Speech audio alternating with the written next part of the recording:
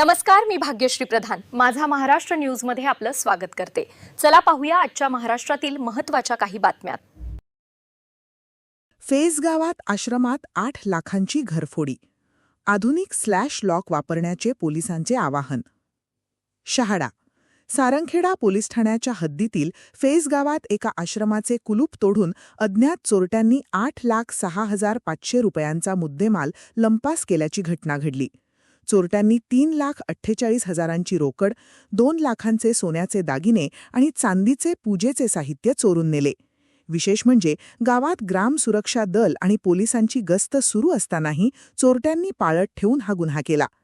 पोलिसांनी अज्ञात चोरट्यांविरुद्ध गुन्हा दाखल केला असून तपास सुरू आहे। या घटनेच्या पार्श्वभूमीवर नागरिकांनी बाहेरून दिसणारी साधी कुलुपे न वापरता आधुनिक स्लॅश लॉक वापरावे, जेणेकरून घर बंद आहे की नाही याचा अंदाज चोरट्यांना येणार नाही, असे आवाहन सारंगखेडा पोलिसांनी केले। तर या होत्या आजच्या घडीच्या महत्त्वाच्या बातम्या। आपल्या सूचना, प्रतिक्रिया आणि बातम्यासाठी खालील दिल्या नंबर्सवर संपर्क करा। आजसाठी इथेच थांबूया। आपण पाहत रहा माझा महाराष्ट्र न्यूज, सामान्य माणसाचा बुलंद आवाज। नमस्कार।